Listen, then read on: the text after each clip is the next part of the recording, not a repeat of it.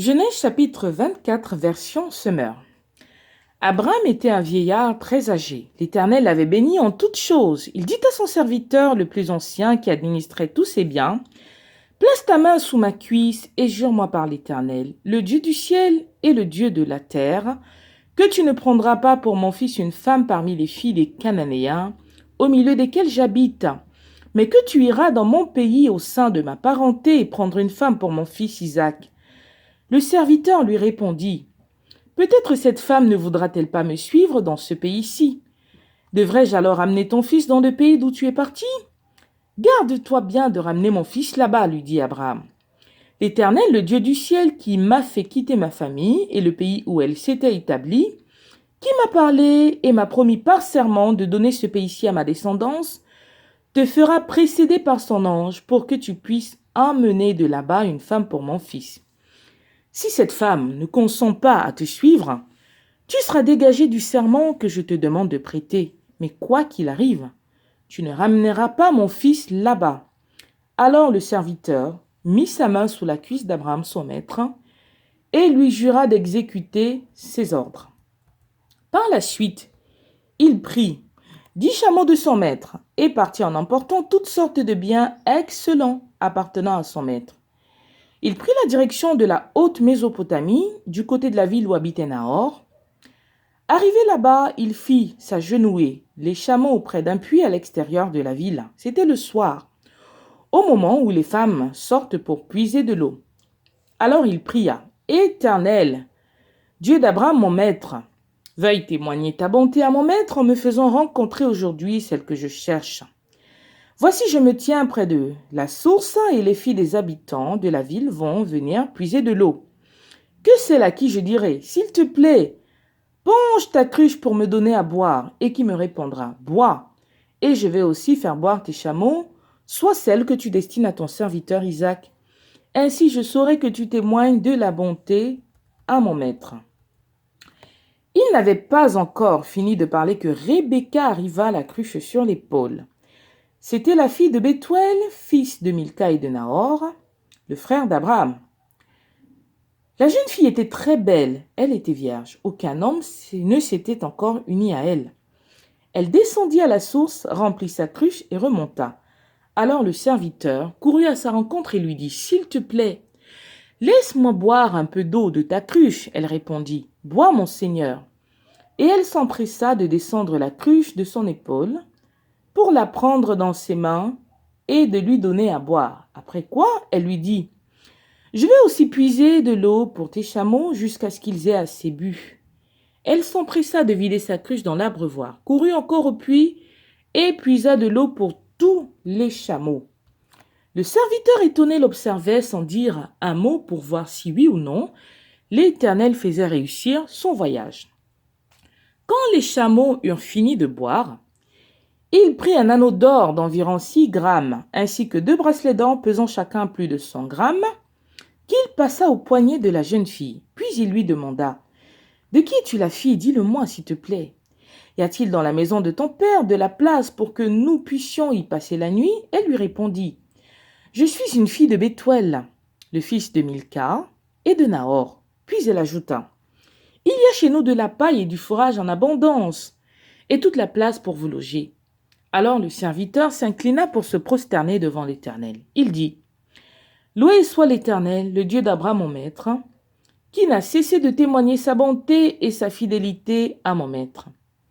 Il m'a conduit dans mon voyage jusque dans la parenté de mon maître. » La jeune fille courut chez sa mère raconter tout ce qui s'était passé.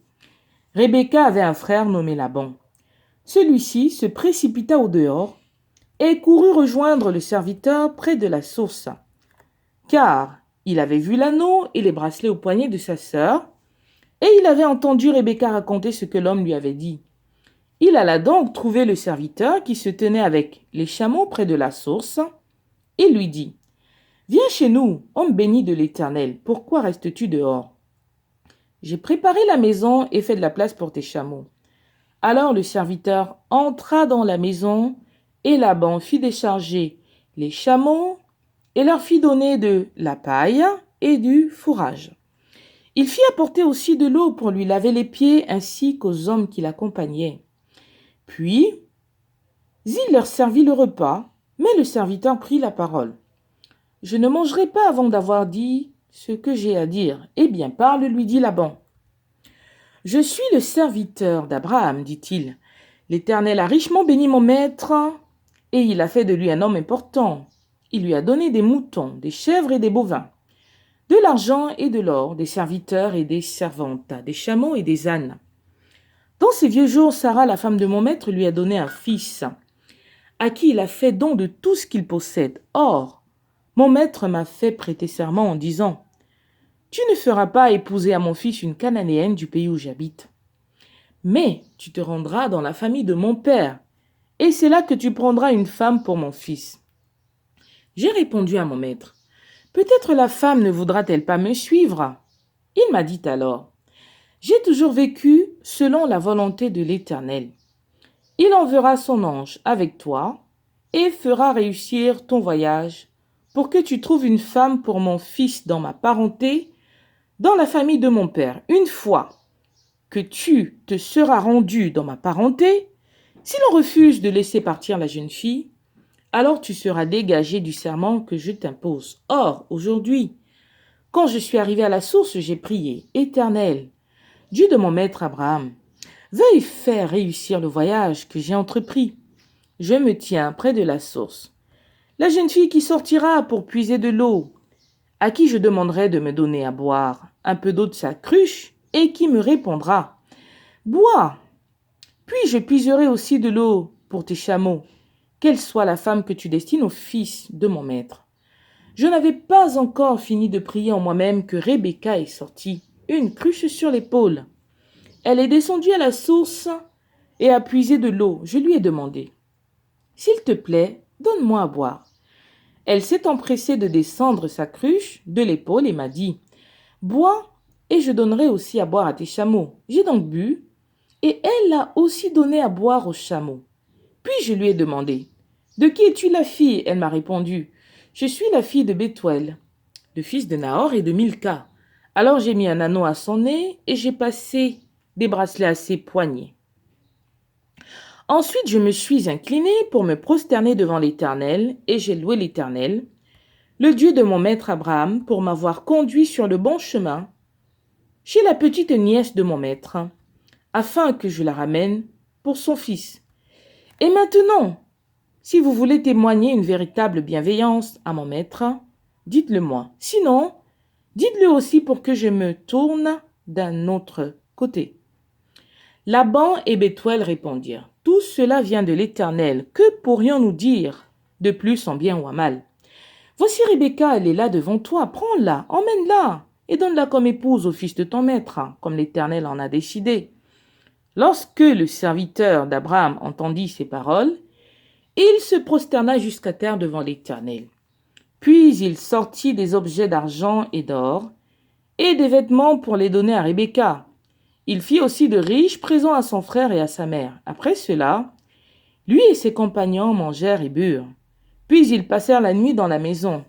Le lendemain matin tôt, il dit, « Laissez-moi retourner chez mon maître. » Le frère et la mère de Rebecca répondirent, « Que la jeune fille reste encore quelques jours avec nous. Dans une dizaine de jours, tu partiras avec elle. » Mais il plaida, « Ne me retardez pas, puisque l'Éternel a fait réussir mon voyage. Laissez-moi partir de suite pour retourner chez mon maître. » « Appelons la jeune fille, dirent-ils, et demandons-lui son avis. » Ils appelèrent donc Rebecca et lui demandèrent, « Veux-tu partir avec cet homme ?» Elle répondit oui. Alors, ils firent leurs adieux à Rebecca, leur sœur, à sa nourrice et aux serviteurs d'Abraham ainsi qu'à ses compagnons. Ils bénirent Rebecca et lui dirent, « Toi, notre sœur, puisses-tu devenir la mère de milliers, et que ta descendance se rende maître de tous ses ennemis. » Alors Rebecca et ses servantes se levèrent et montèrent sur les chameaux pour suivre le serviteur. C'est ainsi que le serviteur emmena Rebecca avec lui. Isaac s'était établi dans la région du Negev et il revenait du puits de Lacaï-Roy. Le soir, il était sorti seul dans les champs pour se promener Levant les yeux, il aperçut au loin des chameaux qui venaient vers lui. Rebecca aussi leva les yeux. Elle vit Isaac et sauta à bas du chameau. Elle demanda au serviteur: « Qui est cet homme qui vient à notre rencontre dans la campagne ?» Le serviteur lui répondit: « C'est mon maître. » Alors elle prit son voile et se couvrit le visage.